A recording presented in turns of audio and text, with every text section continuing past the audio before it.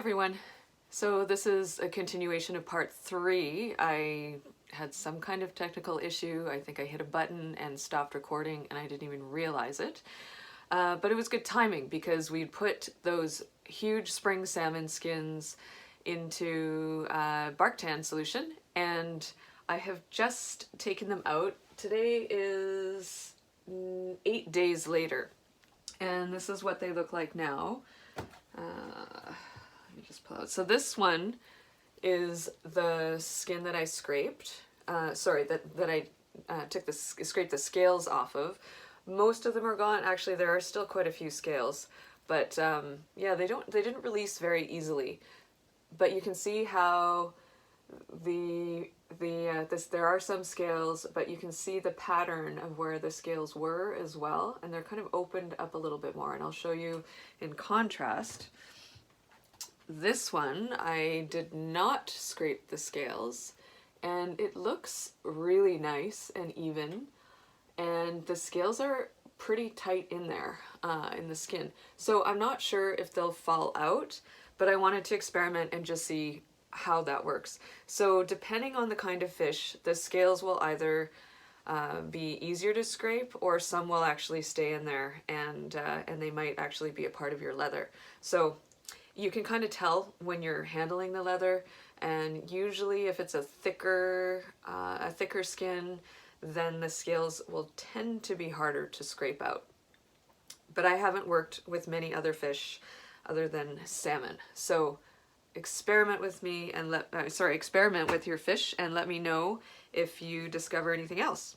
So what I did after I pulled it out of the bark tan solution, it's been 8 days as I mentioned, I rinsed them in a bowl of water with a bunch of natural hand soap. And so one thing I haven't mentioned, I don't think I've mentioned anyways, is a lot of times people ask, does it smell like fish? And no, it actually smells like leather. So this skin here, it smells like the bark tan solution that I had it in for the last week. And with the amount of washing that we do and then the oiling, I don't think it smells like fish. Some people say it does, but I really don't think so. I think it's leather that they're smelling.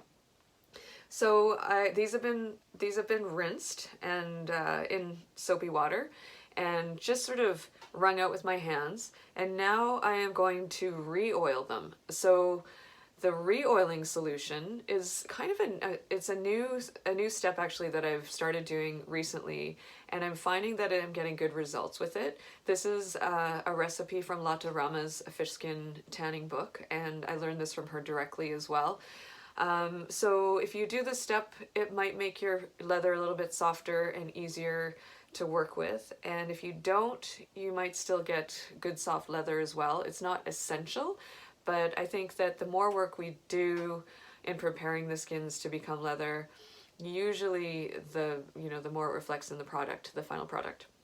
So the re-oiling solution is a half a liter of water, or 2 cups of water. Yeah, that'd be 2 cups of water, or yeah, that's right. Sorry, half a liter of water, 2 cups of water, 2 egg yolks, and a teaspoon of natural soap, and you mix that all together. And I'm going to turn the camera down and show you what I've got and put the fish skins in there. So there we are, and in goes this one. These are so huge. I'm really excited to see how they turn out. There's a second one, and there's a third one. So this solution does probably about 4 or 5 smaller fish skin sides. These ones are large, so I think this is perfect for 3 actually. So I'm gonna massage it in here. The longer I massage it in the re-oiling solution, the better it's going to penetrate into the skins and really work in between the fibers. So one thing that I learned that is so fascinating to me is the difference between fish skin fibers and animal hide fibers. And so fish skin fibers are all woven together in a super uniform fashion.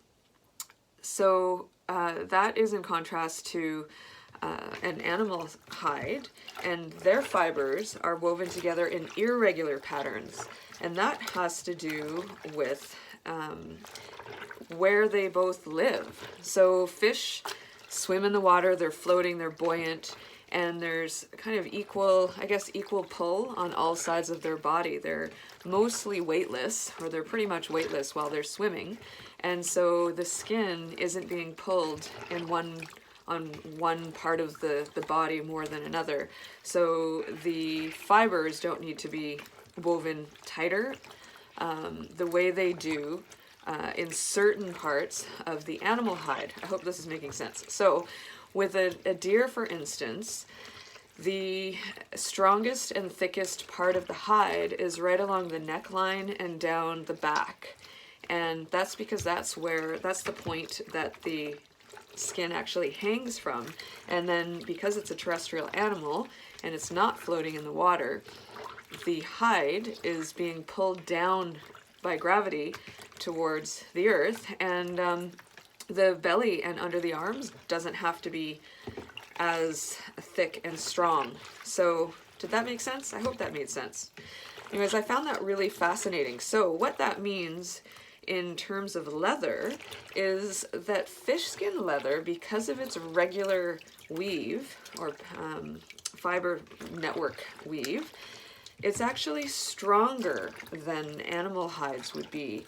If you were to take a piece of fish skin leather that is just as thick as an animal hide, then the fish skin leather would actually be stronger. But I mean, fish skins usually aren't as thick as a deer hide or a moose hide, but maybe if you're working with sturgeon skin or some other really big fish, then maybe they would be as thick as an animal hide. Yeah, if you've seen this, let me know, because as I said, I haven't really experimented with other fish, and I would like to know. So I usually massage this in the re-oiling solution for at least 5 minutes, maybe 10 minutes. And then what I'll do is what you've seen before. I'll wring it out with my hands and then paste it onto my window again. And let them almost dry. So if you can get most of the oil out of there, then you won't have your skins dripping all down your window. You don't have to have it on your window. You can put it over a clothesline or something. You can lay it flat on a table that can get wet, or just a flat surface. I just like to hang mine, and when they get to the point where they're almost dry, so they're still damp but not wet and not dry, then you can begin the work of softening them. So depending on what kind of temperature your fish skins are sitting in, like the room temperature or the outside temperature, this will take different amounts of time, and also depends on the size of your fish skin and the thickness of it.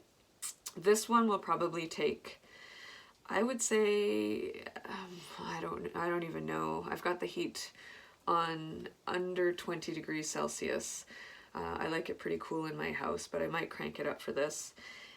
It might take 5 hours. It could take 10 hours. It might even take overnight if it's cooler in my house. It's almost freezing outside. So the key is just to check in on it. When it's damp, you can start to soften. The other thing you can do is actually just let it dry completely, and that is one way of suspending the process if you're not ready to do the next step yet. So you can just let them dry, and they'll be totally flat, and crispy almost, and you can just keep them like that for quite some time until you're ready to do the harder work of softening. One thing that I should mention is when you do paste them up on your window, this is when you want to put them scale side against the surface, and then paint them down to your surface, or like press them down to your surface, or if you're painting them onto a window vertically, then actually use a paintbrush or smooth it out with your hands. And what this can do is it helps with the shine factor. So you'll see when it comes off of the glass, there's a little bit of a shine, and it makes the color and the patterns of the fish skin sort of pop out and look really nice. So that's it for now. I'm going to wring these out and paste them up on my window, and then we'll come back later for the final video. I think it's going to be the final video on softening fish skins and making them into leather, workable leather. Okay, thanks everyone.